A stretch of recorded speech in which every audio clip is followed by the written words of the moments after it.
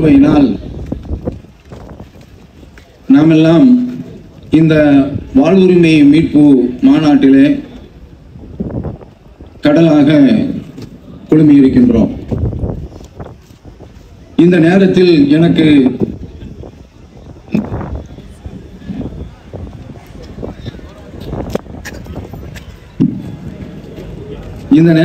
எனக்கு தரப்பட்டிருக்கக்கூடிய தலைப்பு இடஒதுக்கீட்டு போராட்டங்கள் கடந்து வந்த பாதை. இடஒதுக்கீட்டு போராட்டம் என்று சொல்கின்ற போது இந்த போராட்டத்தை நோக்கி நாம் ஏன் அகில இந்திய அளவில் இதற்கான ஒரு குரல் எழுப்பப்படாத ஒரு வேளையிலே ஒட்டுமொத்த இந்தியாவும் அமைதி காத்து கொண்டிருக்கக்கூடிய ஒரு தருணத்திலே 1990களில் இடஒதுக்கீடுக்காக வேண்டி தௌஹீத் ஜமாத் ஏன் குரல் கொடுக்க வேண்டும்? அன்றைய தினம் நாம் ஏகத்துவத்தில் தான் இருந்தோம். நாம் ஏன் இந்த இடஒதுக்கீடு போராட்டத்தின் பக்கம் தள்ளப்பட்டோம் என்ற ஒரு அடிப்படையை முதலில் நாம் புரிந்து கொள்ள வேண்டும். 1986 வாக்கில் தௌஹீத் சிந்தனை என் போன்றவர்களை தழுவி கொண்டது. தமிழகத்தில் இந்த கொள்கைக்காக வேண்டி அன்றைக்கு ஒரு அமைப்பு உருவாக்கப்பட்டது, ஜாக்கி என்ற அமைப்பு. அந்த அமைப்பின் கீழ் செயல்பட்டு கொண்டிருக்கக்கூடிய அந்த வேளையில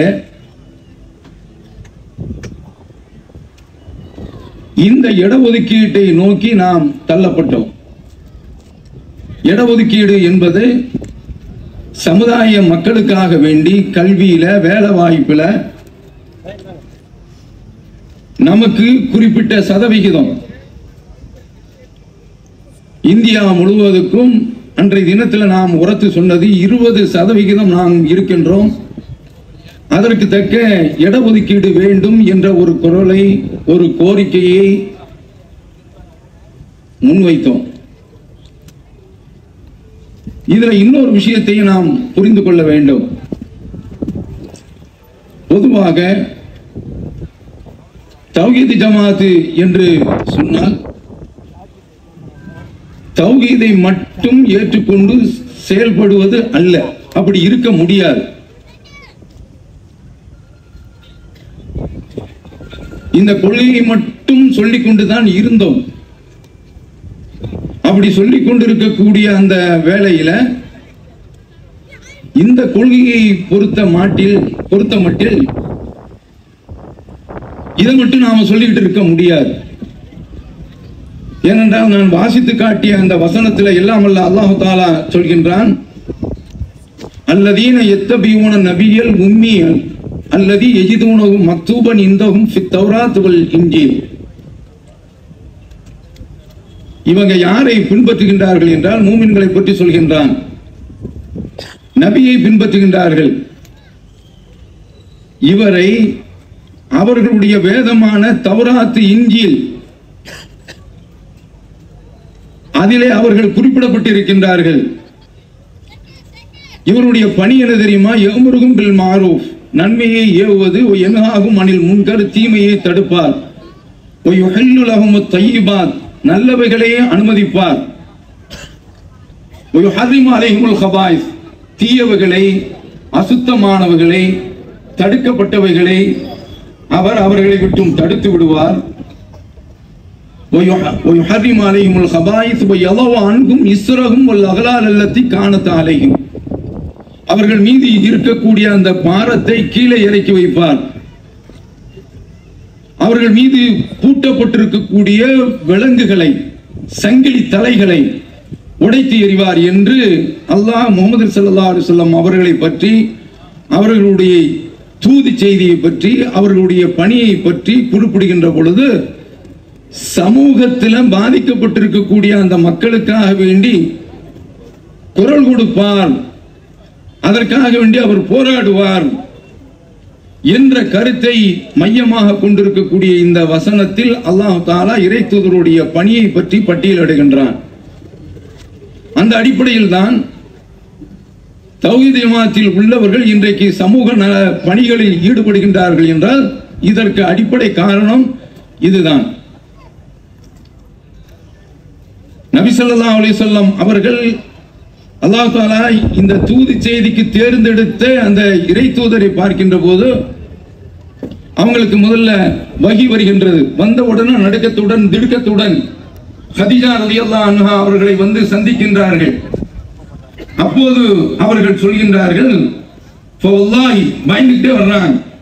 அப்ப அவங்களை பார்த்து அருமை மனைவியார் சொல்கின்றார்கள், ஃபவல்லாஹி லா யுஃஸிகல்லாஹு அபதா, அல்லாஹ் உங்களை ஒருபோதும் கேவலப்படுத்த மாட்டான். இன்னக லதஸிலுர் ரஹம், நீங்கள் உறவுகளை பேணுகின்றீர்கள், அரவணைக்கின்றீர்கள்.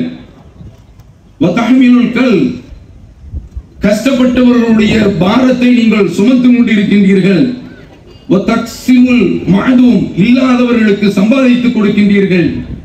வதக்ரில் லைஃப், விருந்தாளிக்கு நீங்கள் விருந்தோம்பல் செய்கின்றீர்கள். வதுஈனு அலா நவாயிபில் ஹக், யார் உண்மையிலேயே பாதிக்கப்பட்டிருக்கின்றார்களோ அவர்களுக்கு நீங்கள் உதவி செய்கின்றீர்கள். ரசூல் ஸல்லல்லாஹு அலைஹி வஸல்லம் அவர்கள் இந்த தூது செய்தியை சொல்வதற்கு முன்னால் அவரிடத்தில் இந்த அம்சங்கள் இருந்தன. இறை தூதர்களிடத்தில் அப்படிப்பட்ட அம்சங்கள் இருக்கும். இதே மாதிரி அபூபக்கர் ரலியல்லாஹு அன்ஹு அவர்கள் ஊரை விட்டு வெளியே போகும்போது சத்தியத்தை ஏற்றுக்கொண்டதனால அந்த மக்கள் அடக்குவதனால ஒடுக்குவதனால ஏகத்துவ கொள்கையில அவர்கள் இருந்து செயல்படுவதனால அவர்கள் மீது அத்துமீறுகிறார்கள், வரம்பு மீறுகிறார்கள். இந்த வரம்பு மீறலை தாங்க முடியாமல் ஊரை விட்டு வெளியே சென்ற பொழுது இப்னு ததீனா என்பவன் எதிரே சந்தித்து அபூபக்கர் ரலியல்லாஹு அன்ஹு அவர்களை பார்த்து அன்னை கதீஜா ரலியல்லாஹு அன்ஹா அவர்கள் ரசூல் ஸல்லல்லாஹு அலைஹி வஸல்லம் அவர்களுக்கு என்ன அடைமொழிகளை கூறினார்களோ அதே வார்த்தைகளை அபூபக்கர் ரலியல்லாஹு அன்ஹு அவர்களை பார்த்து சொல்கின்றார்கள். பார்க்கிறோம், மூசா அலைஹிஸ்ஸலாம் அவர்கள் அவங்களுடைய வாழ்க்கையில பார்த்தோம் என்று சொன்னால் அவர்களுக்கு இறை நம்பிக்கை இருக்கின்றது, இறை தூதராக ஆக்கப்படவில்லை. 2 பேர் சண்டை போடுறான், பாதிக்கப்பட்டவன் குரல் கொடுக்கின்ற பொழுது ஓடோடி வந்து காப்பாற்றுகின்றார்கள். ஆனால் அது விபரீதத்தில் முடிந்து விடுகின்றது என்பது தனி விஷயம். அங்கிருந்து தப்பி ஃபிரௌனுடைய மாளிகையில் அவர்கள் செல்ல பிள்ளை. ஆனால் இப்போது ஒரு கொலை நிகழ்ந்து விட்டதினால் அவர்கள் சட்டத்திற்கு புறம்பான அடிப்படையில் செயல்பட்டதனால அவர்கள் ஒரு குற்றவாளியாக பார்க்கப்படுகின்றார்கள். அங்கிருந்து தப்பி மதிய நகரத்திற்கு செல்கின்றார்கள். அங்கே செல்கின்ற பொழுது கிணற்றுக்கு அருகிலே ஒரு கூட்டம் தண்ணீர் பிடித்துக் கொண்டிருக்கின்றது தங்களுடைய கால்நடைக்காக. 2 பெண்கள் மட்டும் தனியா நிற்கிறாங்க. நீங்க ஏமா இப்படி நிக்கிறீங்க? மாகத்துமுக்குமாய், ஏன் நீங்க இப்படி நிக்கிறீங்க? உங்களுடைய கதை என்ன என்று கேட்கின்ற பொழுது இந்த கூட்டம் எல்லாம் தண்ணீர் எடுத்த பிறகுதான் நாங்கள் தண்ணீர் பிடிக்க முடியும். அபூனா ஷேக் கபீர், எங்களுடைய தந்தை முதியவர், அவரால் ஒன்றும் செய்ய முடியாது என்று சொன்ன உடனே மூசா அலைஹிஸ்ஸலாம் அவர்கள் அந்த பெண்மணிக்காக வேண்டி, அந்த 2 பெண்மணிக்காக வேண்டி தண்ணீரை பிடித்துக் கொடுக்கின்றார்கள். சமூக உணர்வு அவர்களிடத்தில் இயற்கையிலே ஊற்றாக ஓடுகின்றது. இது இந்த காலத்தில் உள்ள இளைஞர்கள் மாதிரி கிடையாது. பஸ்ல போய்கிட்டு இருப்பான், நல்ல ஜொலிப்பான ஒரு பொம்பளை வருகின்றார் என்று சொன்னால் ஹை ஹீல்ஸ் போட்டு நிற்பாங்க. இந்த இளைஞனுக்கு பொறுக்காது. மேடம் ப்ளீஸ் பி சீட்டட், ஆங்கிலமும் வந்துடும், டேக் யூ ஒரு சீட் அப்படின்னு சொன்ன உடனே அந்த உதட்டி நமட்டி சிரிப்புக்காக வேண்டி, ஒரு கடைக்கன் கருணை பார்வைக்காக வேண்டி உட்காருங்கள் இடம் கொடுப்பான். ஆனா வயதான பெண்ணின்னா அவன் இன்னும் தொழட்டும் என்று தொலையட்டும் என்று பிசாம உட்கார்ந்திருப்பான். இந்த மாதிரியான ஒரு சமூக ஒரு காட்டு உணர்வு அந்த இறை தூதர் இடத்துல கிடையாது. அப்ப இது போன்று இயற்கையாகவே இறை தூதர் இடத்துல இந்த உணர்வு உண்டு. அப்படிப்பட்ட மக்கள் தான் இறை தூதராக தேர்ந்தெடுக்கப்படுகின்றார்கள், சமூகத்திற்காக வேண்டி குரல் கொடுக்கின்றார்கள். ஃபிரௌனிடத்துல அந்த மக்களை அவன் அடிமைப்படுத்தி வைத்திருந்தான், பனி இஸ்ரவேலர்களை. இன்றைக்கு அந்த மக்கள் தான் இன்றைக்கு பலஸ்தீன்ல காசாவில் முஸ்லிம்களை கொன்று குவித்துக் கொண்டிருக்கின்றார்கள், மகா பாவிகள். அப்ப அந்த மக்களுக்காக வேண்டி ஃபிரௌனிடத்துல போய் குரல் கொடுக்கின்றார்கள். அல்லாஹ் அவர்களை தூதராக தேர்ந்தெடுத்து, இறைவன் நீ அநீதியில் கௌமல் லாலிமீன் அநியாயக்கார கூட்டத்தில் போய் சத்திய பிரச்சாரத்தை செய், கௌம ஃபிரௌன் அலா யத்தகூன், ஃபிரௌனுடைய சமூக திட்டத்தில் நீ செல்ல வேண்டாமா, அவர்கள் அஞ்ச வேண்டாமா? மூசா அலைஹிஸ்ஸலாம் அவர்கள் இறைவனிடத்தில் தான் பேசுகின்றார்கள். ஆனால் இறை தூதர்களிடத்தில் எப்போது பார்த்தாலும் அவர்களை அறியாமல் மனித இயல்பு, மனித இயற்கை மிஞ்சி வெளிப்படும். ரப்புல் ஆலமீனிடத்தில் பேசுகின்றார்கள். ஆல ரப்பி இன்னி அகாஃபு யுகதிபூன், என்னை பொய்ப்படுத்துகிறார்கள் என்று நான் பயப்படுகிறேன். ஆனா பேசுறது அல்லாஹ்விடத்தில். அல்லாஹ் போக சொல்கின்றான். மனித இயல்பவரிடத்தில் மிஞ்சுகின்றது. சதிரி, என்னுடைய நெஞ்சத்தாமரின் நெருக்கடிக்குள்ளாகின்றது. வலா என் தலிகு லிசானி, என்னுடைய நாவு பேச வரல என்று சொல்கின்ற பொழுது அல்லாஹ் சொல்றான், ஃபாரிசில் இலா ஃபிரௌன். மூசா அலைஹிஸ்ஸலாம் அவர்கள் இறைவனிடத்தில் சொல்றாங்க, இலா ஹாரூன், ஹாரூனிடத்தில் நீ இறை தூது செய்தி அனுப்பி எனக்கு துணையா அவரை அனுப்பி வை. அப்ப அல்லாஹ் தஆலா அவரையும் தூதராக ஆக்கி வைத்திருக்கின்றான். சமகாலத்தில் 2 தூதர்கள் ஃபிரௌனை எதிர்கொள்றதுக்கு. அப்ப இவங்க போறாங்க. அதற்கு பின்னாலும் சொல்கின்றார்கள். சுருக்கமாக நான் சொல்லிக் கொள்கின்றேன். ஃபிரௌனிடத்தில் போய் அவர்கள் பேசுகின்றார்கள். ஃபிரௌனை கண்டான் நடுங்குவேன் என்று சொன்னார்களே அந்த மூசா அலைஹிஸ்ஸலாம் அவர்கள், அன் அர்சில் மானா பனி இஸ்ராயில், பனி இஸ்ரவேலர்களை நீ எங்களுடன் அனுப்பி வை. இந்த ஒரு வசனத்தில் வருகின்றது, உலா துஅதிபுகும், அவர்களை நீ கொடுமைப்படுத்தாதே. ஃபிரௌன்ட்ட பேசுறாங்க. மல மல மல என்று மடை திறந்த வெள்ளமாக, வான் மழையாக பொழிந்து தள்ளுகின்றார்கள். பயந்தார்கள, அந்த பயம் எல்லாம் அவர்களுக்கு அத்து மீறி போய் அதையெல்லாம் தாண்டி ஃபிரௌனிடத்துல பேசுறாங்க. அதற்கு பின்னால்தான் சோதனை ஆரம்பிக்கின்றது. எதிர்கொள்கின்றார்கள். நாம இடஒதுக்கீடுக்காக வேண்டி களமிறங்கினோமே, அதற்கு இந்த வசனங்கள் எல்லாம் நமக்கு ஊக்குவிக்கக்கூடிய ஒரு ஆற்றலாக, ஒரு உந்து சக்தியாக அமைந்திருந்தது. இப்ப நமக்கு இந்த மாதிரியான ஒரு சமூக நல உணர்வு இருந்ததின் காரணத்தினால் அன்றைய சந்தர்ப்பத்தில் என்ன நடந்தது என்றால், 2 காரணிகள் நம்மை இடஒதுக்கீட்டை நோக்கி தள்ளியது. முதல் காரணம், பாபரி மஸ்ஜிது இடிக்கப்படுகின்றது 1992. 6 மணி நேரம் 7 மணி நேரம் இந்துத்துவ கும்பல்கள் கடப்பாறை, மண்வெட்டிகள், குண்டாந்தடிகள் அத்தனையும் எடுத்துக்கொண்டு, இத்தனைக்கிடையில உச்ச நீதிமன்றத்தில் இதுல உள்ள ஒரு செங்கலுக்கு கூட பாதிப்பு வராது என்று அப்போது முதல்வராக இருந்த கல்யாண சிங் குறிப்பிட்டிருந்தார். அதெல்லாம் பார்க்கல, வாய்ப்பை எதிர்பார்த்தாங்க. அதனால அத்தனையுமே உடைத்து தள்ளிவிட்டார்கள். அன்று அடித்து நொறுக்கப்பட்டதுதான் நம்முடைய பள்ளிவாசல். அப்ப இப்படி ஒரு பள்ளிவாசல் இடிக்கப்படுகின்றது. நாடு மௌனமாக கிடக்கின்றது. நாடு மௌனமாக கிடக்கின்றது. நரசிம்மராவ் அந்த ஆளு வாழ்நாளில் சிரித்தே பார்க்க முடியாது. நக்மாவை பார்த்து ஒரு தடவை சிரிச்சிருக்கார். அப்படிப்பட்ட ஆள் அவர். உண்மையிலேயே ஒரு RSS ஊழியர் தான் அவர். என்றைக்குடா இந்த பள்ளிவாசல் தொலைகின்றது என்று எதிர்பார்த்தார். பள்ளிவாசலும் உடைக்கப்பட்டு விட்டது. அப்படி உடைக்கப்பட்ட அந்த வேளையில முஸ்லிம் இளைஞர்கள் அவர்களை கட்டுப்படுத்துவதற்கு, அவர்களை வழி நடத்துவதற்கு இந்திய அளவிலும் சரி, தமிழக அளவிலும் சரி, சரியான தலைமை கிடையாது. அப்படிப்பட்ட ஒரு சூழல். அந்த சந்தர்ப்பத்தில் தமிழகத்தில் ஆட்சியில் இருந்தவர்கள் ஜெயலலிதா அவர்கள். அவர்கள் ஆட்சியில் இருக்கின்ற பொழுது தமிழகத்தினுடைய அந்த சூழல் எக்ஸ்ப்ளோசிவ் என்று சொல்வார்களே, அதாவது பாஸ்பரஸை தூவிவிட்டால், கந்தக பொடிகளை தூவிவிட்டால் உடனே தீப்பற்றுமே, அந்த மாதிரியான ஒரு நிலைமை. இந்துத்துவ ஆதிக்க சக்திகள் பட்டிமன்றம் நடத்துகின்றார்கள். காமத்தில் மிஞ்சியது கன்னிமேரியா, ஹதிஜாவா, மணி அம்மையா என்று பட்டிமன்றம் நடத்துகின்றார்கள்.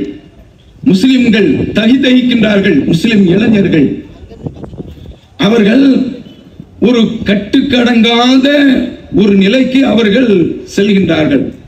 இப்படிப்பட்ட ஒரு சூழ்நிலை தமிழகத்தில் நிலவுகின்றது. அப்போ இந்த மாதிரியான ஒரு கட்டத்தில் பார்க்கின்ற பொழுது 1995 இது நடந்தது. 1992 பல இடங்கள்ல முஸ்லிம் இளைஞர்கள் பலவிதமான முடிவுல இறங்கி அவர்கள் தடியெடுத்தவெல்லாம் தண்டல்காரன் என்பது போன்று தங்களுடைய உணர்ச்சிகளை கொப்பளிக்கின்றார்கள், கொட்டுகின்றார்கள். அது சமுதாயத்தின் மீது வந்து விழுகின்றது. முஸ்லிம்கள் தான், குர்ஆன் தான் வன்முறையை தூண்டுகின்றது என்பது போன்ற ஒரு சித்தாந்தம் மக்களிடத்தில் சங்கிகளால் திட்டமிட்டு பரப்பப்படுகின்றது. இப்படிப்பட்ட ஒரு நிலை. முஸ்லிம்கள் அன்றைய தினம் காங்கிரஸ் கட்சியை நம்பி இருந்தார்கள். அந்த காங்கிரஸ் கட்சி தான் கை கழுவி விட்டது. இங்கே நான் ஒன்றை பதிவு வைத்துக் கொள்கின்றேன். நாங்கள் எந்த ஒரு அரசியல் கட்சிக்கும் ஆதரவானவர்களும் கிடையாது, எதிரானவர்களும் கிடையாது. நான் எந்த ஒரு கட்சியை பற்றி பேசும்போதும் யாருடைய மனமும் புண்பட வேண்டும் என்பது என்னுடைய நோக்கம் கிடையாது. நான் சொல்வது வரலாற்று ரீதியான ஒரு பார்வை. இந்த சமூகம் எப்படி பாதிப்புக்கு உள்ளானது, நாம் ஏன் இந்த இடஒதுக்கீட்டு கொலையின் பக்கம் நாம் சென்றோம் என்பதை எடுத்து வைப்பதற்காக வேண்டி இதை குறிப்பிடுகின்றேன். முதல் காரணம் பாபர் மசீதி இடிப்பு.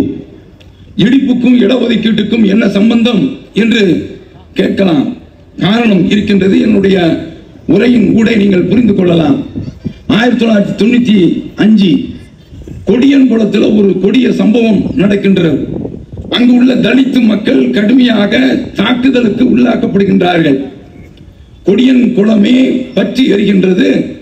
அகில இந்திய அளவில் அது கவனம் பெறுகின்றது. நாடாளுமன்றம் ஸ்தம்பிக்கின்றது. தலித்து மக்களுக்காக வேண்டி நாடாளுமன்றத்தில் குரல் கொடுக்கப்படுகின்றது. நாடாளுமன்றம் செயல்பட முடியவில்லை, முடங்கி போய்விடுகின்றது. அகில இந்தியா மட்டுமல்ல, அகில உலகமும் எட்டி பார்க்கின்றது, ஏன் என்று கேட்கின்றது. ஆனால் பாபர் மஸ்ஜித் இடிக்கப்பட்டது, யாரும் ஏன் என்று கேட்கவில்லை. ஒரு சிறிய அறிவிப்பு. இது போன்ற இந்த மாநாடுகள் நடத்துவதற்கு மாவட்டத்திலேயோ அல்லது கிளையிலோ மிகப்பெரிய அளவில் எந்த விதமான நிதியும் கிடையாது. அதனால உங்களிடத்தில் இந்த மாநாட்டுக்காக வேண்டி இது மார்க்க அடிப்படையிலானது, சமூக அடிப்படையிலானது, சமுதாய அடிப்படையிலானது. இதற்காக வேண்டி ஒரு பெரிய செலவை மாவட்ட நிர்வாகிகள், கிளை நிர்வாகிகள் செய்திருக்கின்றார்கள். இதற்காக வேண்டி உங்களிடத்தில் வாரி ஏந்தி வருவார்கள். அல்லாஹ்வுக்காக வேண்டி இது ஒரு நன்மை. இதன் மூலமாக யாராவது ஒருவர் பயன் பெற்றார் என்று சொன்னால், திருந்தினார் என்று சொன்னால், பழைய வழியிலிருந்து திரும்பினார் என்று சொன்னால், அவர் மரணிக்கின்ற வரை அவருடைய குடும்பத்தில் யார் யார் அவருடைய கொள்கையை ஏற்று அவருடைய மரணத்திற்கு பின்னாலும் செயல்படுகின்றார்களோ அவர்களுடைய நன்மைகள் எல்லாம் ராயல்ட்டியாக உங்களுடைய நன்மை பதிவேட்டில் பதிவு செய்யப்படும். நாளைக்கு சோனத்தில் உங்களுக்கு இது நன்மையாக மாறும். நன்மை தட்டு கணக்க இந்த நன்மைகள் உதவி செய்யும். அதனால் அள்ளி கொடுங்கள். அல்லாஹ் தஆலா அருள் செய்வானாக. இப்போது நான் விஷயத்திற்கு வருகின்றேன்.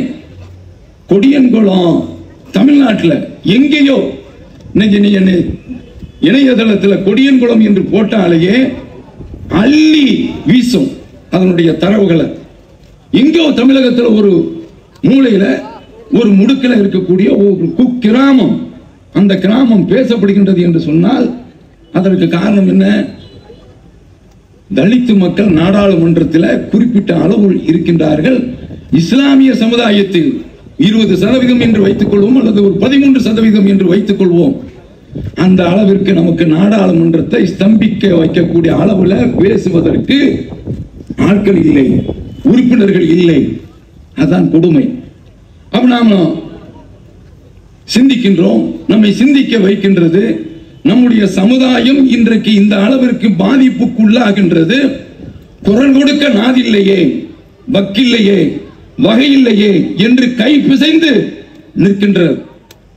இந்த சந்தர்ப்பத்தில் நமக்கு நாட்டில் நாடாளுமன்றத்தில் சட்டமன்றத்தில் உரிய பிரதிநிதித்துவம் வேண்டும் என்று இது நமக்கு எடுத்து காட்டுகின்றது. இது நாடாளுமன்றத்தில் நாம இந்த மாதிரியான ஒரு நிலைக்கு தள்ளப்பட்டு விட்டோம் என்பதை பாபர் மஸ்ஜிதுடைய விவகாரம் நமக்கு எடுத்து காட்டுகின்றது. அப்ப அதனால நாம இடஒதுக்கீட்டு கோரிக்கையை வைக்க வேண்டும் என்ற ஒரு சிந்தனைக்கு வருகின்றோம். அடுத்து இளைஞர்கள், அவர்கள் அதாவது நெல்லிக்கனி மூட்டையை தூக்கி கொட்டினால் எப்படி சிதறுண்டு போகுமோ அதே போன்று நெல்லிக்கனிகள் போன்று சிதறுண்டு போய்விட்டார்கள். அவர்கள் ஒரு 10 பேர் சேர்ந்து அதற்கு ஒரு தலைவன், அவன் வழி நடத்தினான். நீ இன்ன ஆட்களை போய் தாக்கு அல்லது இன்ன வழிபாட்டு தலசை போய் தாக்கு என்பது போன்று அவர்கள் தவறான முறையில் வழி நடத்தப்படுறான். உதாரணத்திற்கு சொல்ல வேண்டும் என்றால் 1997 அந்த 97 போது மேலப்பாளையத்தில் நடந்த ஒரு நிகழ்வு. மேலப்பாளையத்தில் கொலையுதிர் காலம், இளைஞர்கள் தவறான முறையில் வழி நடத்தப்படுறாங்க. அந்த கொலையுதிர் காலத்தில் எங்கூன்றர்கள் எல்லாம் சிறையில் அடைக்கப்படுகின்றன. சிறையில் அடைக்கப்பட்டால் காவல்துறையினுடைய முதல் தகவல் பதிவு எப்படி இருக்கும் என்பதை அப்போதுதான் பார்க்கின்றோம். எங்கள ஒரு 9 பேரை கைது செய்து போறாங்க. இதுல என்ன வேடிக்கை வேண்டும் என்று சொன்னால், நான் ஒரு கூட்டத்தில் பேசுகின்றேன். நீங்கள் அதாவது இந்த தமுக இயக்கம் துவக்கப்பட்ட பிறகு அதனுடைய தைரியத்தில் நான் பேசுறேன். காவல்துறை அப்போது ஒரு சம்பவம் நடக்கின்றது. ஒரு இளைஞரை கட்டுக்குண்டாக தூக்கி கொண்டு போய் தர்ம அடி கொடுக்கின்றார்கள். அவர் பாதிக்கப்பட்டு இருக்கின்றார். நான் மேடையில் பேசுறேன், உங்களுடைய சட்டையை நான் கிழித்து விடுவேன் என்று பேசுறேன். இது இன்றைக்குமே காவல்துறை இடத்துல நாம இன்றைக்குமே மாட்டக்கூடாது. அவன் வைராக்கியம் வைத்தால் என்றைக்கும் அந்த வைராக்கியத்தை வாய்ப்பு இருந்தால் சாதித்து விடுவார்கள். காவல்துறை உதவி ஆய்வாளர் தான், அவர் ஓரத்தில் ஒதுக்கி வைத்துக் கொண்டார். சந்தர்ப்பம் வாய்க்கின்றது.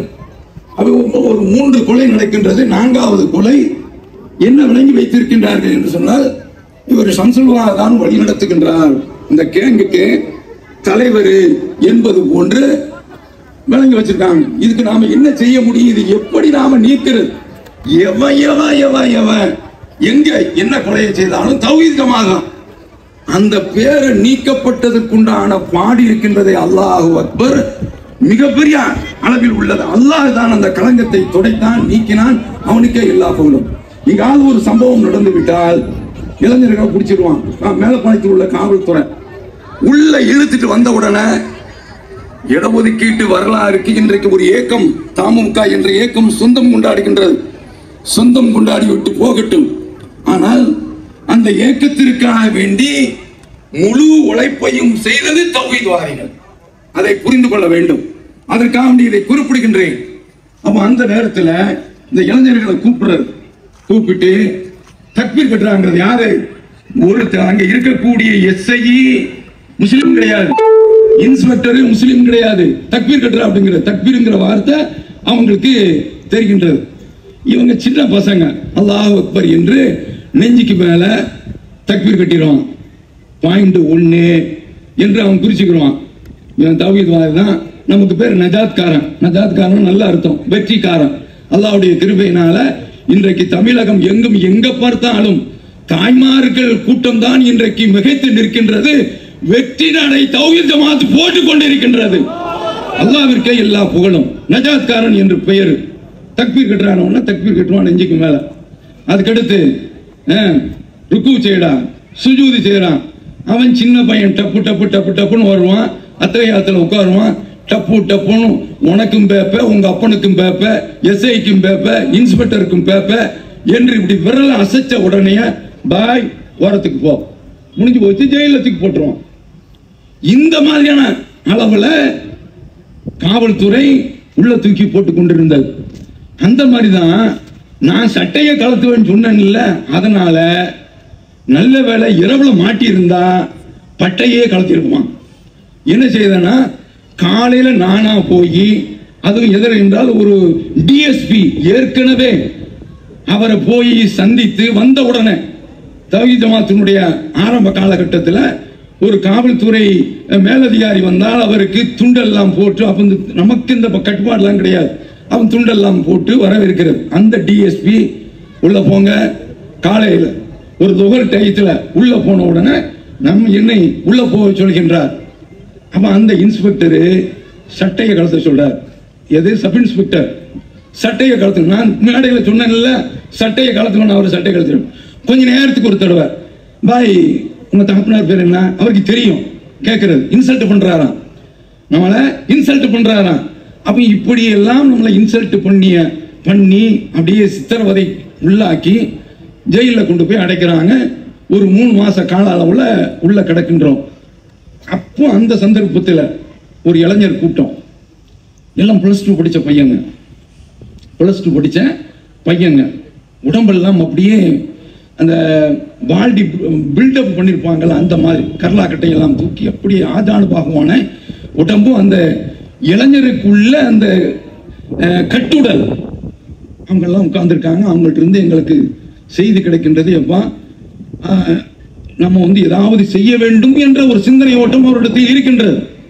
அப்ப அதை தெரிஞ்சு, நீ செய்த செயலுக்கு நீ பொறுப்பேற்க வேண்டும். ஏனென்றால் நான் கைது செய்யப்பட்டது இருக்கின்றது, வேறொருத்தன் செய்ததுக்கு என்ன கூப்பிட்டு போயிட்டான். அப்போதான் பார்த்தோம், பெரும் எங்க 9 பேர்ல ஒவ்வொரு ஆளையா கூப்பிட்டு போய் பார்க்கிறான். யார் உடம்பு நல்ல ஆஜானுபாகமான உடம்பா இருக்கு, அவனை ஃபர்ஸ்ட் அக்யூஸ்டு, முதல் குற்றவாளி அவன் தான் என்று பார்ப்பதற்காக வேண்டி வெள்ளோட்டம் நடக்குது. நம்ம பார்த்துக்கங்க. அப்ப இந்த மாதிரி நாம செய்யாத ஒரு தவறுக்காக வேண்டி என்ன உள்ள கொண்டு போட்டாச்சு, காவல்துறை பழிவாங்க வேண்டும் என்பதற்காக வேண்டி உள்ள கிடக்கின்றோம். அப்படி கிடக்கக்கூடிய அந்த நேரத்தில் இந்த பசங்க ஒரு தவறான சிந்தனைக்கு போகின்றார்கள் என்று தெரிந்து தினசரி, அதாவது மகரிப் தொழுதிட்டு காலையில் சுபஹ் தொழுது விட்டு அவர்களுக்கு பாடம் எடுத்தோம். இஸ்லாத்துல நீ ஒரு காரியத்தை செய்தால் நான் தான் செய்தேன் என்று பொறுப்பேற்க வேண்டும். அப்ப அந்த மாதிரி அடுத்தவர் மீது பழி, ஒரு குற்றத்தை செய்துவிட்டு அடுத்த ஆள் மீது, அடுத்த மூமினை மாட்டி விட்டு போறது இருக்கின்றது முதல் துரோகம். அடுத்து நீ என்ன சித்தாந்தத்தை வைத்திருக்கின்றாயோ அது இஸ்லாத்திற்கு புறம்பானது. அடுத்த ஆளை கொள்றதோ கொண்டு வீசுறதோ இத மாதிரியான ஒரு காரியம் இஸ்லாத்தில் தடுக்கப்பட்டு இருக்கின்றது. ஒரு ஜிஹாதி என்று சொன்னால் அது ஆட்சியாளர்கள் எடுக்க வேண்டிய வழிமுறை. நீ எடுக்கிறது தனிப்பட்ட குழுக்கள். இந்த நாட்டில் நாம சிறுபான்மை, இது மிகப்பெரிய அளவுல சமுதாயத்திற்கு மிகப்பெரிய ஒரு பாதிப்பை ஏற்படுத்திவிடும் என்றெல்லாம் நீண்ட அந்த சிறையில் இருந்த காலமெல்லாம் பிரச்சாரம் செய்திருக்கின்றோம். வேதனைக்குரிய விஷயம் என்ன தெரியுமா? 98 கோவை சம்பவத்தில் எங்களுக்கு தகவல் கிடைக்கின்றது, என்கவுண்டர்கள் அவரெல்லாம் கொல்லப்படுகின்றார்கள். இப்படி இழந்த இளைஞர்கள் கொஞ்சம் அல்ல, ரொம்ப வேதனைக்குரிய ஒரு விஷயம். அப்போதுதான் நம்முடைய கண்ணோட்டத்தில் ஓடியது, நாமோ இந்த இளைஞர்களுக்கு ஒரு வடிகால் கொடுக்க வேண்டும், அவர்களுடைய உணர்ச்சிக்கு ஒரு வடிகால் தேவை. அப்படி ஒரு வடிகாலை கொடுக்காதவரை இவர்கள் தலபிந்த கூடையாகத்தான் செயல்படுவார்கள். கொட்டிவிடப்பட்ட நெல்லிக்கனிகள் போன்று சிதறி ஓடுவார்கள். அவர்களை காப்பது நமக்கு கடமை. அதனால நாமோ இவர்களுக்காக வேண்டி ஒரு யுக்தியை நாம் கையாண்டு ஆக வேண்டும் என்று எடுத்ததுதான் இடஒதுக்கீடு கோரிக்கை. சரி, இந்த இடஒதுக்கீட்டு கோரிக்கையை பற்றி சொல்ல வேண்டும் என்று சொன்னால் 1927 முதல் 47 வரை இந்தியாவில் முஸ்லிம்களுக்கு 16% இடஒதுக்கீடு இருந்தது. என்றைக்கு இந்த நாடு பிரிந்ததோ அன்றைக்கு அந்த சதவிகிதம் 1954 ஓமந்தூர் ராமசாமி அவர்கள் சென்னை ராஜதானியில் முதலமைச்சராக இருக்கின்ற பொழுது இந்த இடஒதுக்கீடு முஸ்லிம்களுக்கு 7ஆக குறைக்கப்படுகின்றது.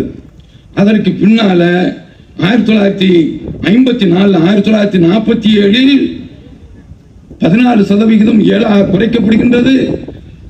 1954 காமராஜர் முதலமைச்சராக இருக்கின்ற பொழுது 7% பறிக்கப்படுகின்றது. ரொம்ப வேதனைக்குரிய விஷயம். நம்முடைய முஸ்லிம் சமுதாயத்தில் ஒரு கேடு வேலையை செய்தவர் முகமது அலி ஜின்னா. தௌஹீத் ஜமாத்தினுடைய பார்வை அப்படித்தான். அவர்தான் நாட்டு பிரிவினைக்கு ஒரு காரணமாக கருவியாக இருந்தார் என்பது மாற்று கருத்து கிடையாது. அவர் நல்ல வகையான முறையில் ஒரு வக்கீல் என்ற அடிப்படையில் வாதிட்டு இருக்கலாம். என்ன நடந்தது? திமுகவினுடைய நாடாளுமன்ற உறுப்பினர் ராஜா அவர்கள் ஒரு உரையில குறிப்பிடுகின்ற பொழுது அவர் சொல்லி காட்டுகின்றார், இந்திய பிரிவினை விவகாரம் வருகின்ற பொழுது அப்ப மாநில சுயாட்சி வேண்டும், மத்தியில எல்லா அதிகாரத்தையும் பெற்ற ஆட்சி தான் வேண்டும் என்று வருகின்ற பொழுது சுயாட்சி வேண்டும் என்ற அடிப்படையில் ஜின்னா பேசிக் கொண்டிருக்கின்ற பொழுது அதெல்லாம் முடியாது என்று காங்கிரஸ் மறுக்கின்றது. அந்த சந்தர்ப்பத்தில் ஜின்னா வெகுண்டு எழுகின்றார். அப்படி எழுகின்ற பொழுது ஷேக்ஸ்பியர் உடைய பாடல்ல இருந்து நாடகத்தில் இருந்து ஒரு கவிதை வரியை அவர் சுட்டிக்காட்டுகின்றார். It is not that I loved Caesar less but that I loved Rome more. சீசரை புரூட்டஸ் கொன்று விடுகின்றான். அப்ப அந்த சந்தர்ப்பத்தில் நீ ஏண்டா சீசரை கொன்றாய் என்று கேட்கின்ற பொழுது அப்போது சீசர் சொல்கின்றான், அப்போது புரூட்டஸ் சொல்கின்றான், நான் எந்த ஒரு கட்டத்திலேயும் சீசரை குறைத்து மதிப்பிடவில்லை. ஆனால் அதே சந்தர்ப்பத்தில் சீசரை விட இந்த நாட்டை நான் அதிகமாக நேசிக்கின்றேன் என்று இந்த கவிதை வரியை மேற்கோள் காட்டி நான் காந்தியை நம்புகின்றேன், நேருவை நம்புகின்றேன் என்று காங்கிரசினுடைய தலைவர்களுடைய பெயர்கள் எல்லாம் பட்டியலிட்டு விட்டு அவர்களை எல்லாம் நம்புகின்றேன். ஆனால் காங்கிரஸில் ஒளிந்திருக்கக்கூடிய இந்துத்துவவாதிகளை நான் நம்பவில்லை. சரியான வார்த்தை, சரியான வார்த்தை. அப்படி சொல்லி அவர் வெளியே போய்விடுகின்றார். அதாவது காங்கிரஸ்ல இந்துத்துவவாதிகள் இருந்ததனாலதான் பாபர் மஸ்ஜித் பறிகொள்ளப்பட்டது. அது அநியாயமாக நம்மிடத்தில் இருந்து பறிக்கப்பட்டது. இப்ப நாமும் ஜின்னா எடுத்த இந்த நிலைப்பாடு இருக்கின்றது, அது சரியானதா? இவர் இந்த நாட்டை பிரிச்சுட்டு போயிட்டார். பிரிச்சுட்டு போனவரு அங்க வங்கதேசத்து மக்களை அரவணைச்சாரா? கிடையாது. அதனால வங்கம் பிரிந்தது. அதான் பங்களாதேசி என்று வங்கதேசம் என்று ஒரு தனி நாடாக மொழியின் அடிப்படையிலே உருவானது. அப்ப முஸ்லிம் என்ற அடிப்படையில் புரிந்து சென்றாரே, இஸ்லாத்தினுடைய அடிப்படையில் அவர் வாழவில்லை. அவர் செய்த கேடுனால வந்த ஏற்பட்ட விளைவு என்ன தெரியுமா? இன்றைக்கு வங்கத்து முஸ்லிம்கள் இந்தியாவில் வர்றாங்க. அப்ப 70களில் நடந்த இந்த போரில் அப்போது நடந்த ஒப்பந்தத்தில் வங்கத்து மக்கள் இங்கு வர்றாங்க. வந்தவர்களை அன்றைய இந்திரா காந்தி அரசு அரவணைத்தது. ஆனால் இன்றைக்கு அங்கு உள்ள பிஜேபி அரசு அவர்களை வந்தேரிகள் என்று குறிப்பிட்டு அவர்களை அகதிகளாக ஆக்கி காராகிரகத்தில் கான்சன்ட்ரேஷன் சென்டர்ல அவர்களுக்கு என்று உருவாக்கப்பட்டு இருக்கக்கூடிய சிறை கொட்டடையில் அடைத்து முஸ்லிம்களை இன்றைக்கு தொந்தரவுக்குள்ளாகி இருக்கின்றது. ஒட்டுமொத்த பிரச்சனையும் நீங்கள் எடுத்து பார்த்தீர்கள் என்றால் நாடு பிரிவினை தான் இதற்கு ஒரு அடிப்படை காரணம். இதற்கு வித்திட்டவர் முகமது அலி ஜின்னா. அப்படி அந்த மாதிரியான ஒரு காரியத்தை செய்யவில்லை என்றால் இன்றைக்கு நாம் வாழ்வுரிமை மீட்பு என்று தலைப்பு போட்டு வாழ்வுரிமைக்காக வேண்டி குரல் கொடுக்க வேண்டிய ஒரு அவசியமே இருந்திருக்காது. இதை நாம் வரலாற்று ரீதியாக புரிந்து கொள்ள வேண்டும். அப்ப இந்த மாதிரியான ஒரு சந்தர்ப்பத்தில் முஸ்லிம்கள் இடஒதுக்கீடு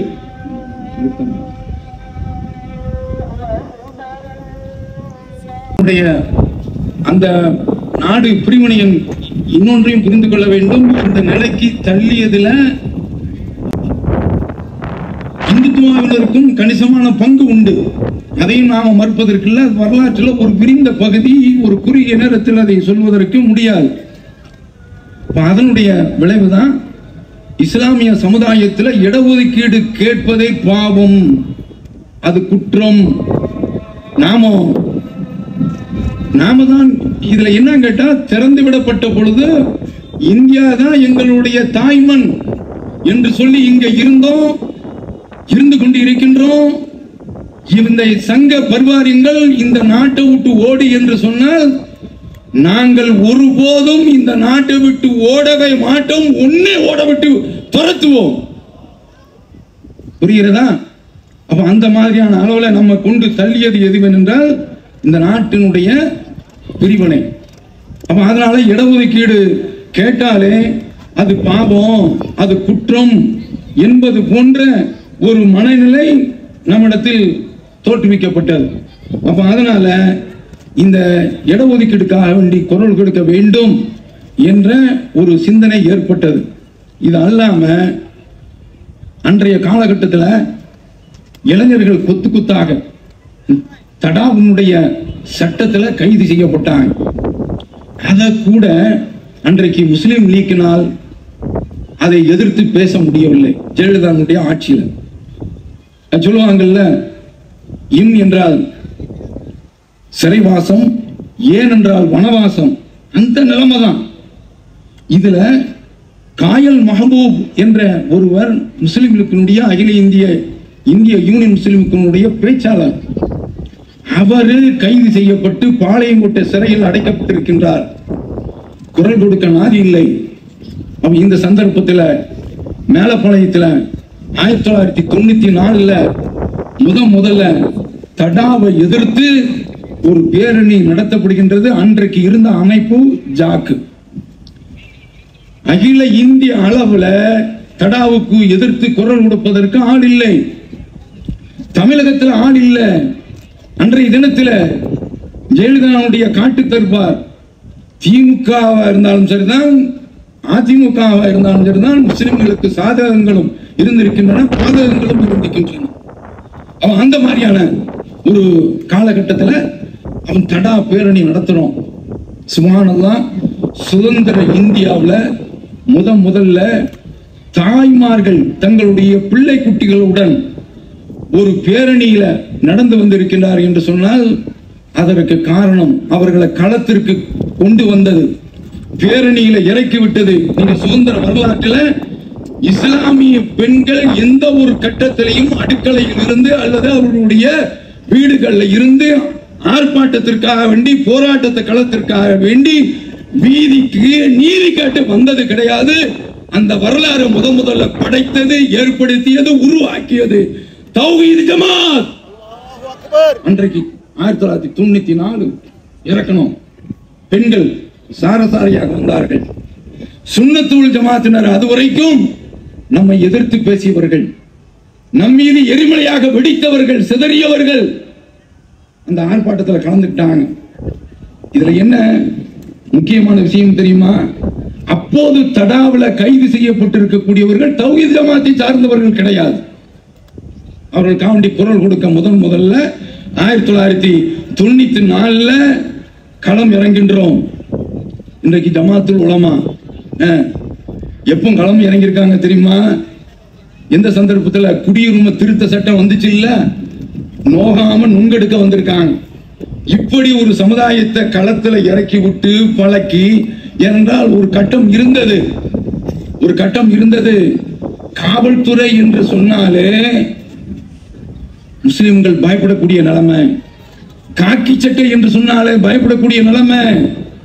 அந்த பயத்தை எல்லாம் வேறறுத்து நீ குரல் கொடுத்தாக வேண்டும் என்று அவர்களிடத்தில் குர்ஆனுடைய வசனத்தை சொல்லி காட்டி, பாபர் மஸ்ஜிதுக்காக வேண்டும் சொன்னோம். மன் குத்தில தூன மாலிகி ஃபஹுவ ஷஹீத், தன்னுடைய பொருள் அபகரிக்கப்பட்டது என்று சொன்னால் அதை மீட்பதற்காக வேண்டி ஒருவன் குரல் கொடுத்தான் என்று சொன்னால், அதில் கொல்லப்பட்டு விட்டால் அவன் அல்லாஹ்வுடைய பாதையில் உயிரை அர்ப்பணித்த தியாகிக்கு சமம் சொன்னோம், எடுபட்டது, மக்களிடத்துல இந்த கருத்து போய் சேர்ந்தது.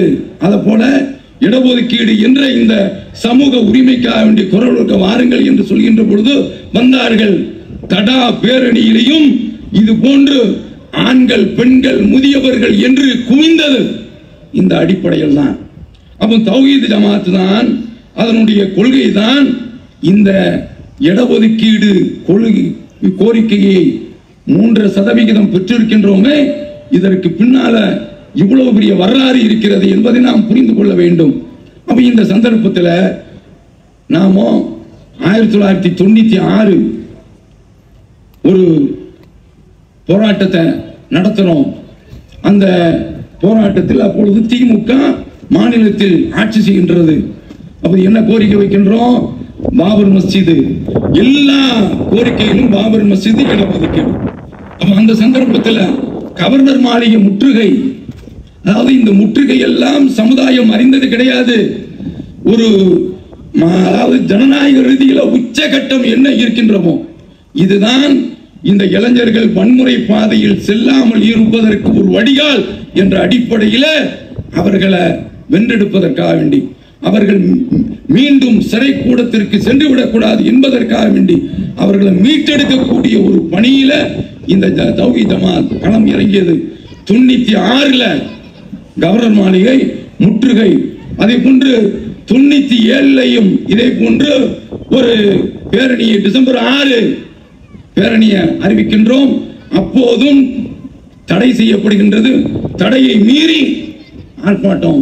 1998ல் இதே போன்று இடஒதுக்கீடு, சமூக நீதி கேட்டு ஆர்ப்பாட்டம் நடத்துகின்றோம், நடத்த போகின்றோம் என்று முதலில் அரசு அனுமதி தருகின்றது. அந்த சந்தர்ப்பத்தில் அனுமதி மறுத்த உடனே கைது படலம் ஆரம்பித்து விடுகின்றது. இது ரொம்ப ஒரு விசித்திரமான சம்பவம். என்ன தெரியுமா? தமுகவுக்கு என்று அன்றைக்கு எந்த ஒரு பேச்சாளரும் கிடையாது, நாவலர் கிடையாது, பாவலர் கிடையாது. பேராசிரியர் மட்டும் எழுதுவார், பேசுவார். ஆனால் மீதி அத்தனை பேர்களும், அதாவது உறுப்பினர்கள் இருந்த அத்தனை பேர்களுமே தௌஹீத்வாதிகள் தான். ஜாக்கில் அந்த கட்டமைப்பு இருந்தது. நாங்கெல்லாம் அன்றைக்கு ஜாக்கில் இருந்தோம். எம்.எஸ். சுலைமான் இருந்தார். ஒவ்வொரு கட்டத்திலேயும் போய் தர்பியா நடத்துவோம். தர்பியா என்ன? உகது போர்க்களம், பத்ர் போர்க்களம், நபித்தோழர்கள் எப்படி ஒரு அமைப்புல கட்டுண்டு கிடந்தார்கள் என்று அதையெல்லாம் மக்களிடத்துல நாங்க சொன்னோம். அவங்களிடத்துல உதாரணம் காட்டுகின்ற பொழுது மு.க. ஸ்டாலின் எமர்ஜென்சியில சிறையில் அடைக்கப்பட்ட அந்த விஷயத்தை சொல்வோம். அந்த சந்தர்ப்பத்தில் திமுக உறுப்பினர்களை தக்க வைப்பதற்காக வேண்டி கலைஞர் கருணாநிதி அவர்கள் அற்ற குளத்தின் அருநீர் பறவை போல் உற்றொளி தீர்வார் உறவல்லர், அக்குளத்தில் ஒட்டியும் ஆம்பலும் நெய்தலும் போலவே ஒட்டி உருவார் உறவு என்று ஒரு கடிதம் எழுதி அந்த மக்களை தக்க வச்சார். இதையெல்லாம் சொல்லி சிறையில ஒரு திமுக காரன் எந்த அளவுக்கு கஷ்டப்பட்டான். மறுமை நம்பிக்கை உள்ள நீ சிறை போராட்டத்திற்கு தயங்கலாமா என்று அந்த சிறை ஜனநாயக அடிப்படையில் சிறையில் நீ அடைக்கப்படுறதுக்கு தயங்க கூடாது என்று சொன்னோம். எந்த அளவிற்கு என்றால் தமுகவில் அன்றைக்கு பேச்சாளர்கள் கிடையாது. நான் என்று சொல்வதற்கு நான் மன்னிக்கவும் வேறு வழி இல்லை. என்னை போன்றவர்கள், எம்.எஸ். போன்றவர்கள் ஒவ்வொரு கட்டத்திலையும் தர்பியா தர்பியா தர்பியா என்று அன்றைக்கு பல மாவட்டத்திற்கு சென்றிருக்கின்றோம். அப்ப அந்த சந்தர்ப்பத்தில் அந்த உறுப்பினர்கள் எல்லாம் தௌஹீத்வாதிகள் தான். அந்த உறுப்பினர்கள், நீங்க எந்த ஜெயிலில் இருந்தீங்க? நான் வேடூர் ஜெயிலில். இப்படி அதுபோல நீங்க எங்க இருந்தீங்க? நான் பாளை சிறைச்சாலையில் இருந்தேன். ஏதோ ஒரு கௌரவம் மாதிரி. நான் மதுரையில் இருந்தேன். ஏனென்றால் இதுவெல்லாம் அன்றைக்கு போதிக்கப்பட்டது. ஈஸ்வர இஸ்லாம் அவர்கள் சிறையில் இருந்த வாழ்க்கை அவர்களிடத்தில் சொல்லப்பட்டது. இதை நான் குறிப்பிடுவதற்கு காரணம், இடஒதுக்கீடு தமுகவால் தான் என்று கிரெடிட் அவர்கள் எடுத்திருக்கின்றார்கள். ஆனால் அவரிடத்தில் உறுப்பினர்களோட கிடையாது. அந்த உறுப்பினர்கள் கூடாரமாக சேர்ந்து இந்த இடஒதுக்கீடை பெறுவதற்காக வேண்டி மிகப்பெரிய ஒரு தியாகத்தை செய்தது தௌஹீத் ஜமாத் உறுப்பினர்கள். அல்லாஹ்விற்கு எல்லா புகழும். இதை இந்த இடத்தில் நான் பதிய வைத்துக் கொள்கின்றேன். அப்ப அந்த சந்தர்ப்பத்தில் 98 அனுமதி கொடுக்கப்பட்டு தடை செய்யப்படுகின்றது. அவங்க காவல்துறையெல்லாம் முதல்வர் வீட்டு முற்றுகை என்று சொன்ன உடனே அப்போது கருணாநிதி அவர்கள் கடுமையான பாதுகாப்பு. ஆனால் ஒரு பக்கம் சிறையில் ஒரு கூட்டம் அடைக்கப்பட்டு விட்டது. ஆனாலும் முதல்வர் வீட்டு முற்றுகை 1998 நடைபெற்றது என்று சொன்னால் நடைபெற்றது. எங்கிருந்து இந்த கூட்டம் சிங்கமாக சிலிர்த்து வந்தார்கள் என்று தெரியாது. 8 திக்குகளில் இருந்தோம். ஓடி வந்து குவிந்தார்கள், குழுமினார்கள். இந்த ஒரு தெம்பை, இந்த ஒரு மன வலிமையை, இந்த ஒரு திராணியை, இந்த ஒரு தைரியத்தை கொடுத்தது எது? குர்ஆன், ஹதீஸ். மூசா நபி அலைஹிஸ்ஸலாம் ஃபிரௌனிடத்தில் பேசிய பேச்சு, இன்னிலா அதுன்னுக யா ஃபிரௌனும் யா மூசா மஸ்ஃபூரா, மூசாவே நீ சூனிய வைக்கப்பட்டவன் என்று மூசாவை பார்த்து ஃபிரௌன் சொல்லுகின்ற பொழுது திரும்ப அடிக்கிறாங்க. இன்னிலா அதுன்னுக யா மூசா யா ஃபிரௌன் மஸ்ஃபூரா, ஃபிரௌனே நீ அழிக்கப்படக்கூடிய ஆள்றா. என்ன கம்பீரம், என்ன திமிரு, என்ன தைரியம்!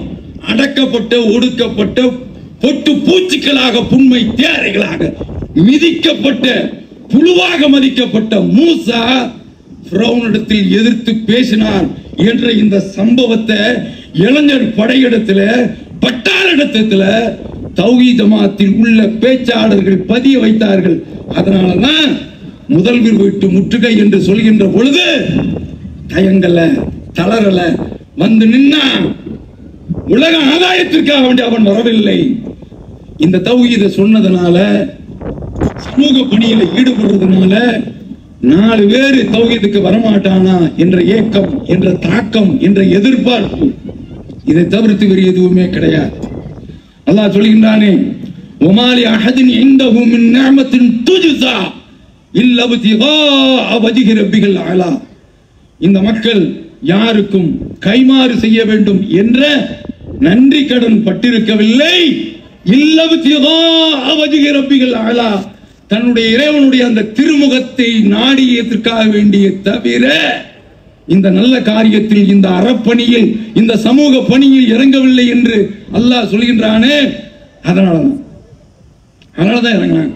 அதனாலதான் இன்றைக்கு வரைக்கும் சீட்டு கேட்டு வரல, நோட்டு கேட்டு வரல, வக்ஃப கேட்டு, வக்ஃபு வாரியத்தில் இடம் கேட்டு வரல, வார்டு சீட்டை கேட்டு வரல. இன்றைய வரைக்கும் தௌஹீத் ஜமாத் அந்த ஒரு கொள்கையில உறுதியாக நிற்கின்றது. இந்த சந்தர்ப்பத்தில் தான் 1998க்கு பிறகு தமிழகத்தினுடைய களம் முற்றிலுமாக மாறுகின்றது. அப்படி மாறிய அந்த சந்தர்ப்பத்தில் தமுக தடை செய்யப்பட வேண்டும் என்ற ஒரு நிலைமை வருகின்ற பொழுது 1999 இந்த ஜமாத்திற்கு, இந்த கொள்கையாளருக்கு வேறு வழி இல்லை என்று எதிர்கட்சி தலைவியாக இருந்த ஜெயலலிதாவை கடற்கரைக்கு அழைத்து 1999 ஜூலை 4 அவர்களை, அதாவது தமுக தடை செய்யப்பட வேண்டும் என்ற ஒரு நிலையில இருக்கின்றது. இந்த மாநாடு அறிவித்த உடனே அதற்கு பேரு வாழ்வுரிமை மாநாடு. அந்த வாழ்வுரிமை மாநாடு அறிவித்த உடனேயே கூட்டம் கூட்டமாக கைது செய்யப்படுகின்றார்கள். நான் அன்றைய தலைமையினுடைய பிரதிநிதியாக அரபகத்திற்கு, துபாய்க்கு சென்றிருக்கின்றேன். எதற்கு தெரியுமா? நிதி திரட்டுவதற்காக வேண்டி. சந்தித்த மக்கள் யார் தெரியுமா? பாட்டாளி மக்கள். 500 திரகம் 300 திரகம் என்று முசஃபா கேம்புகள்ல அன்றாடம் தினக்கூலிகளாக பார்த்தவர்களிடத்தில் அந்த மக்கள் தந்த நிதி, அவர்கள் அனுப்பிய நிதிதான் அன்றைக்கு இந்த போராட்டத்திற்கெல்லாம் கை கொடுத்தது. அப்ப இந்த சந்தர்ப்பத்தில் ஜெயலலிதா அவர்களை அழைத்து கடற்கரையில ஒரு மீட்டிங் நடத்தப்படுகின்றது, மாநாடு நடத்தப்படுகின்றது.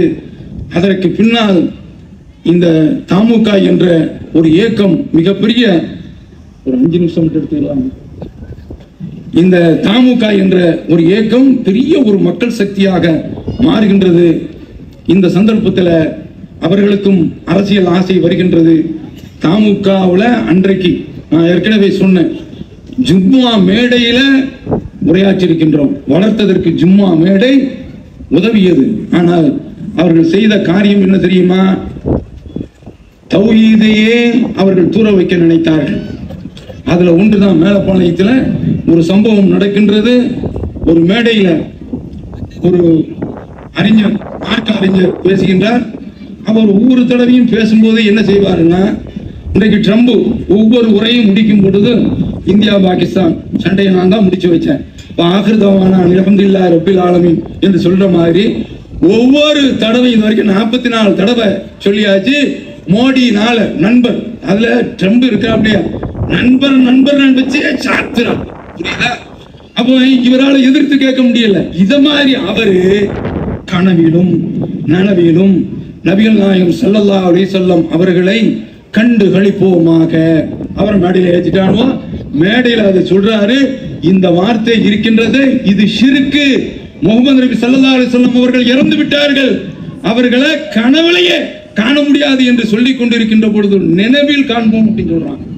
இறந்தவர் எழுந்து வருவார், ஆண்டாண்டு காலம் அழுதாலும் மாண்டவர் திரும்ப முடியாதப்பா என்று இயற்கை விதி, குர்ஆன் விதி ஒரு பக்கம் இருக்கட்டும், இயற்கை விதி சொல்கின்றது. உலகத்தில் உள்ளவங்க எல்லாம் நம்புறான். ஆனா முகமது ஸல்லல்லாஹு அலைஹி வஸல்லம் அவர்கள் நினைவுல காண்போம்ங்கிறது தாமுக மேடையில பேசுறான். ஆம்புலன்ஸ் அர்ப்பணிப்பு, காசு கொடுத்ததெல்லாம் தௌஹீத் ஜமாஅத்தில் உள்ளவர்கள். அப்போது ஏற்பட்டது விரிசல், உரசல். அதற்கடுத்து 2004 மார்ச் மாதம் 21 தஞ்சையில ஒரு பெரிய பேரணி நடக்கின்றது. அந்த பேரணி அவர்களுடைய நாம ஒரு சக்தி, நாம அரசியல்ல இறங்க வேண்டியதான் என்ற ஒரு சிந்தனையை கொண்டு வந்தது. அப்படி கொண்டு வந்தவுடனே தௌஹீத் ஜமாஅத்தை பிரிக்க வேண்டும் என்று நினைத்தார்கள். அப்படிப்பட்ட ஒரு சூழல் ஏற்பட்டது. அந்த சந்தர்ப்பத்தில் வேண்டாம் உங்கள் சகவாசம் என்று வெளியே வந்தோம். 1990 அந்த சந்தர்ப்பத்தில் கும்பகோணத்தில் நாம இவர்களோடு இவங்க என்ன நினைச்சிட்டாங்கன்னா நாம தனியா நிற்க முடியும் என்று கிளம்பி போனார்கள். ஆனால் நாமும் தௌஹீத அடிப்படையில் மக்களை பார்த்திருந்தோம். இதனால 2006 ஜனவரியில 29 அன்று பேரணிக்கு மக்களை கூப்பிட்டோம். அல்லாஹ் அக்பர். தஞ்சையும் மிஞ்சிய அளவுல மக்கள் கூடினார்கள், பெருவெல்லம். இதற்கு பின்னால் ஜெயலலிதா அவர்கள் ஒரு ஆணையத்தை அமைக்கின்றார்கள். அந்த ஆணையம் தான் அடித்தளமாக அமைந்தது. அதற்கடுத்து கருணாநிதி அவர்கள் ஆட்சிக்கு வருகின்றார்கள். ஆட்சிக்கு வந்த பிறகு அவங்க ஒரு ஆணையத்தை அமைக்கின்றார்கள். அது தாமதமாகும் பொழுது நாம ஜனவரி 2029 அதாவது 2007 அந்த குழந்தை பேரணியை நினைவுபடுத்தி தமிழகம் எங்கும் ஒரு ஆர்ப்பாட்டத்தை நடத்துறோம். அதற்கடுத்தும் அசையவில்லை. ஜூலை 4 சிறை நிரப்பும் போராட்டத்தை அறிவிக்கிறோம். பல மண்டலங்கள்ல, திருச்சி மண்டலம், மதுரை மண்டலம் என்று பல மண்டலம் பெண்கள் வந்து குவிந்தாங்க. அதுல கண்ட ஒரு காட்சி இருக்கின்றது. அதாவது போலீஸை கண்டு பயந்த ஒரு சமுதாயம் வேன்ல ஏறி தொட்டில கட்டி குழந்தைய தொங்க விட்டுருந்தாங்க. எப்படிப்பட்ட அளவுல இந்த மக்கள் வந்து குவிந்தார்கள். அதற்கடுத்து இதுல நாமும் உச்சகட்டமாக பலகட்ட அறிவிப்புகளை செய்கிறோம். ஒரு கட்டத்தில் சொன்னோம், சட்டமன்ற முற்றுகை என்று அறிவிக்கின்றோம். இது ஒரு பக்கம் நாங்கள் நடத்துவோம் என்று சொல்கின்ற பொழுது அந்த சந்தர்ப்பத்தில் கனிமொழி அவர்களை இன்னொரு வகையில அணுகி கொண்டிருக்கின்ற பொழுது செய்தி செல்கின்றது. சேர்ந்தது கலைஞர் அவர்கள் அறிவிக்கின்றார்கள். இதாயத்துல்லா ஒரு கூட்டத்தில் அவர் கேட்க, கலைஞர் கொடுக்க, பின்னணியில நாங்க இருக்கிறோம். அது அல்லாவுக்கு இவங்க கராட்டிட்டு எடுத்துட்டு போட்டோம். தாமுக நாங்க தான் வாங்கணும்னு சொல்லிச்சு, முஸ்லீம் லீக்கு அதுவும் நாங்க தான் வாங்கணும்னு சொல்லிச்சு. எல்லாருமே கிளம்பிட்டோம். நாங்க தான் இடம் ஒதுக்கீடு சொல்லிட்டு போங்கப்பா. நாங்க சிறையில நின்றது, தெருவில் நின்று, அதாவது சிறைக்காக வேண்டி கிளம்பி தயாராக ஆனது, தெருவில் நின்றது, வீதியில நின்றது, பல கட்ட போராட்டம் நடத்தினது. இதுல ரொம்ப முக்கியம், ஜெயலலிதா அவர்கள் 2006 அவங்க ஒரு உத்தரவு போடுறாங்க. பிற்பட்ட நல வாரியத்திற்கு உத்தரவு போட்ட பிறகு அவங்க ஆட்சிக்கு வர முடியல. அதற்கு பின்னால அதை கலைத்து விட்டு கலைஞர் அவர்கள் இடஒதுக்கீடு கொடுக்கின்றார்கள். இது மாநிலத்தில் உள்ள இடஒதுக்கீடுக்காக வேண்டி நாம எடுத்த கோரிக்கை. இப்போது கூட முதல்வரை நாங்கள் ஸ்டாலின் அவர்களை சந்தித்த பொழுது நீங்க ஒரு பொதுக்கூட்டத்தில் சொன்னீங்க, தேர்தலுக்கு முந்தி நாங்கள் ஆட்சிக்கு வந்தால் முஸ்லிம்களுக்கு 3.5% 5% ஆக்குவோம் என்று சொன்னீர்கள். இன்றைக்கு தமுகவோ மற்ற இயக்கமோ பேச முடியாது. ஏனென்றால் அவர்கள் எம்எல்ஏ சீட்டை வாங்கி இருக்கின்றார்கள். இந்த ஜமாத்து துணிந்து பேசும் அல்லாஹ்வுக்காக வேண்டி சொல்லிக் கொண்டிருக்கின்றோம். கடிதத்தின் மூலமாக 5% தாருங்கள் என்று நாங்கள் கேட்டிருக்கிறோம். மத்தியிலும் கேட்டிருக்கிறோம். இந்த அடிப்படையில் இப்படி ஒரு போராட்டத்தை 2010 நடத்தி டாக்டர் மன்மோகன் சிங் அவர்களையும் போய் நேரில் சந்தித்து, ஏனென்றால் காங்கிரஸ் அரசு 2004 தேர்தலில் வாக்குறுதியாக கொடுத்தது அது கிடப்புல போட்டிருந்தது. அதற்காக வேண்டியும் ஒரு ஆர்ப்பாட்டத்தை நடத்தி மக்கள் கூட்டத்தை திரட்டி சென்னையில மிகப்பெரிய அளவுல கடல் போன்று மக்களை அழைத்து தீவுத்திடல்ல ஒரு பெரிய மாநாடு நடத்தி 2010 டாக்டர் மன்மோகன் சிங் அவர்களை சந்தித்தோம். சோனியா காந்தி அவர்களை சந்தித்தோம். அந்த குழுவில் நானும் இடம் பெற்றிருந்தேன். அவன் அப்படியும் கொடுத்துக்கிட்டு வந்தால் அந்த இடஒதுக்கீடு கோரிக்கை நிறைவேறவில்லை. ஆனால் எங்களுடைய இந்த வாழ்வுரிமை மீட்பு போராட்டம் மத்தியில இடம் என் குடியுரிமையை பறிக்க நினைக்கிறான், அதெல்லாம் நடக்காது. நாங்க இந்த இடஒதுக்கீட்டை இந்திய திருநாட்டில் ஒருபோதும் ஓய மாட்டோம், உறங்க மாட்டோம் என்று அழுத்தமாக தெரிவித்துக் கொண்டு என்னுடைய இந்த உரையை நிறைவு செய்கிறேன். வாஹிரு தவானா அல்ஹம்துலில்லாஹி ரப்பில் ஆலமீன். வஸ்ஸலாமு அலைக்கும் வரஹ்மத்துல்லாஹி வபரகாத்துஹு.